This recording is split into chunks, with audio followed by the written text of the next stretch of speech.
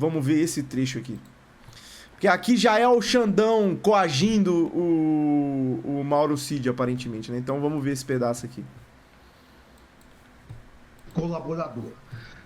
Por que fiz esse breve resumo? Porque essa audiência foi convocada como mais uma tentativa de permitir ao colaborador que preste as informações verdadeiras. Já há o pedido da Polícia Federal, já há o parecer favorável da Procuradoria-Geral da República pela imediata decretação da prisão, do retorno à prisão do colaborador.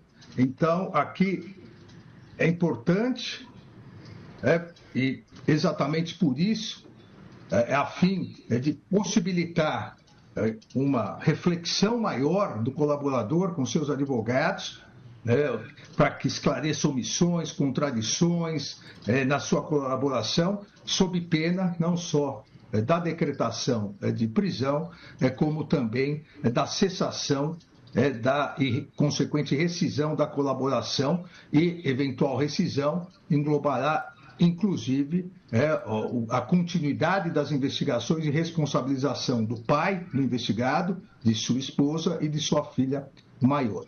Mano, o cara começa falando assim, o negócio é o seguinte: fala o que eu quero ouvir.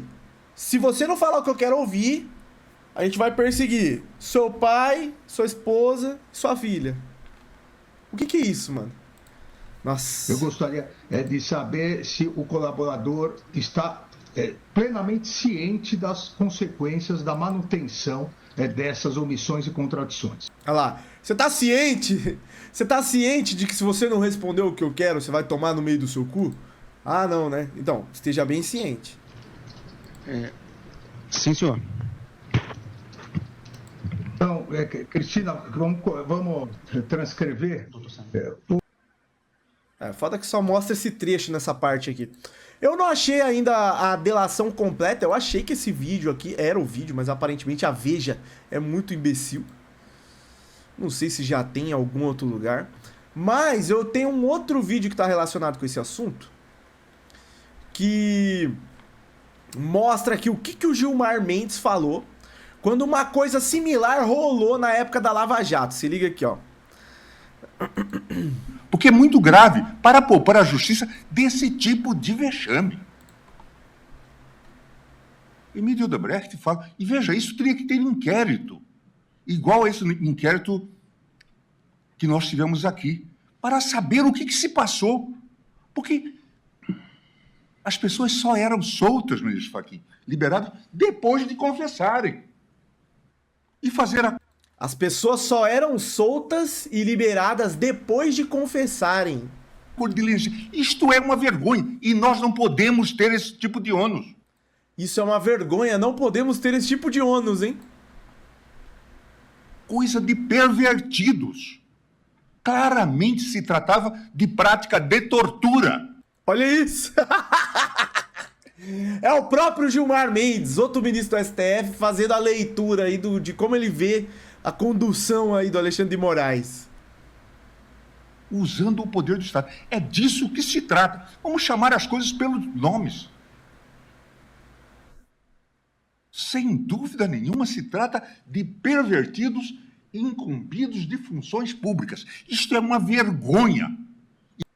Pervertidos incumbidos de gestão pública, hein? E eu acho que o CJF deveria investigar, a despeito deles terem deixado já as funções. Porque se trata de corrigir para que isso não mais se repita. Como nós estamos perguntando sobre os atos antidemocráticos, o que nós fizemos para chegar até aqui? Vamos corrigir para que não mais se repita. Corta para 2 anos depois, se repetindo. E agora, guys, né, depois a gente vê aqui o Gilmar Mendes fazendo um comentário em 2023 sobre uma ação que foi praticamente idêntica do Alexandre de Moraes, né? E isso é a visão, né, a opinião dele sobre o que se passou na época da Lava Jato e agora sobre o Alexandre de Moraes. Vamos ver se ele continua pensando dessa forma, né? E aí tem um vídeo aqui do Coppola, né, onde ele comenta algumas coisas sobre essa parada do Mauro Cid, sobre o Alexandre de Moraes. Então vamos ouvir aqui que eu achei da hora a opinião, né? Se liga. Essa delação do Mauro Cid é juridicamente nula, ela não encontra amparo em outras evidências e demonstra aí que a frágil denúncia da PGR contra Bolsonaro e demais investigados não passa de uma peça de ficção sobre um golpe imaginário. Como se sabe, houve transição pacífica de poder no Brasil. Ninguém impediu ou atrapalhou a diplomação e a posse do novo governo. Muito pelo contrário. Manchete do jornal O Globo, 30 de dezembro de 2022. Bolsonaro nomeia novos comandantes da Aeronáutica e Marinha escolhidos por Lula. Bolsonaro já tinha assinado a mudança no Exército. Pessoal, que golpe é esse no qual o suposto golpista facilita a transição para o novo governo? Mas, enfim, vamos voltar aqui para a denúncia. É importante pontuar que, depois de anos de investigação, não foi encontrada nenhuma mensagem, nenhuma gravação, nenhum documento que vincule o Bolsonaro pessoalmente a qualquer ordem criminosa. O que tem, e sobra isso, são mensagens sobre o Bolsonaro, demonstrando, inclusive, que o ex-presidente foi muito pressionado a agir de forma mais drástica e que ele resistiu a essa pressão. Eu trago para vocês uma manchete de hoje, da Folha de São Paulo. Bolsonaro aceitou matar Lula, diz PGR, sem comprovar. Vou repetir isso aqui. Bolsonaro aceitou matar Lula, diz Procuradoria-Geral da República, sem comprovar, sem apresentar provas. Gonê, o nome do procurador, escreveu que o ex-presidente recebeu e deu aval ao documento que fala nos assassinatos de petista, né, do Lula, do Moraes e do Alckmin. Bom, enfim, os indícios apresentados pelo procurador para sustentar essa absurda acusação são o local de impressão do documento e uma mensagem de WhatsApp entre terceiros. Gente, isso não é suficiente em lugar nenhum para denunciar ninguém, especialmente considerando que nenhum depoimento, nem mesmo o inquérito da Polícia Federal corrobora essa tese de que o Bolsonaro autorizou o assassinato de autoridades. Desculpa, eu rio, mas é porque não tem jeito.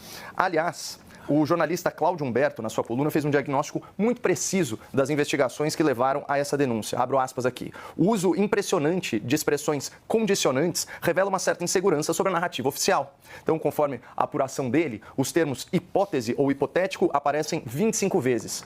Possível e possibilidade aparecem quase 50 vezes. E o futuro do pretérito, pessoal, aparece mais de 100 vezes. É aquele famoso Bolsonaro teria, faria. Então, via de regra, o direito penal não pune esse tempo verbal.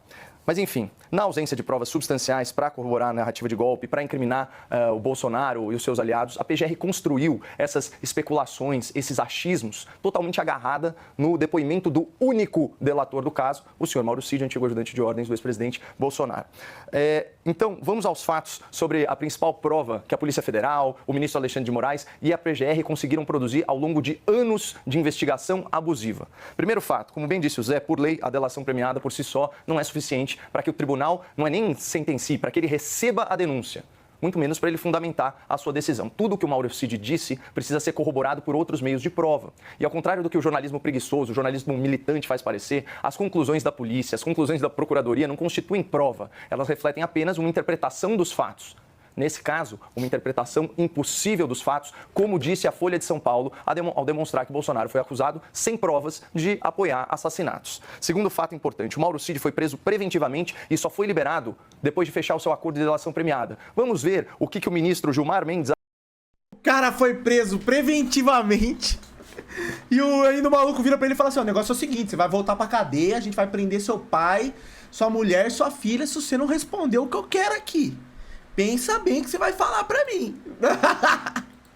Aí, velho, tem neguinho que vem falar que o Brasil escapou de um golpe. Cara, você tá vivendo no golpe agora, irmão. Acorda, velho. Pelo amor de Deus, é inacreditável, mano. Afirmou em plenário sobre esse tipo de procedimento em 2023. Jurisprudência atualíssima do STF. Olha lá, o bagulho do Gilmar Mendes. As pessoas só eram soltas, liberadas, depois de confessarem e fazerem acordo. Isso é uma vergonha, coisa de pervertidos. Claramente se tratava de prática de tortura. Fecha aspas. E aí, eu fico imaginando se o Gilmar Mendes se referiria ao ministro Alexandre de Moraes como um pervertido ou um torturador, fecha aspas. Especialmente considerando o terceiro e último fato, Basília. O Mauro Cid, como também apontou o Dr. Zé Eduardo, mudou a sua versão dos fatos em múltiplas ocasiões e confidenciou a pessoas próximas que era ameaçado e constrangido para moldar o seu depoimento às narrativas das autoridades investigadoras. Isso veio a público em áudios vazados pela revista Veja. Eu vou ler um trecho de um só aqui. Eles queriam que eu falasse coisa que eu não sei, coisa que não aconteceu. Você pode falar o que quiser, eles não aceitavam, eles discutiam que a minha versão não era a verdadeira, que não podia ter sido assim, que eu estava mentindo. E aí, só para fechar, depois do vazamento desses áudios, o Moraes determinou mais uma vez, sem a devida justificativa, a prisão preventiva de Mauro Cid e o constrangeu a modificar seu depoimento. Tem um registro oficial disso, eu posso ler mais à frente no debate. Então, é isso. tem, cara, não tem. Não tem como você ver tudo que tá acontecendo aqui e achar que o Brasil tá normal, galera. Infelizmente é isso. Mas, né? Tem gente que acha que tudo isso que tá acontecendo é tudo justo.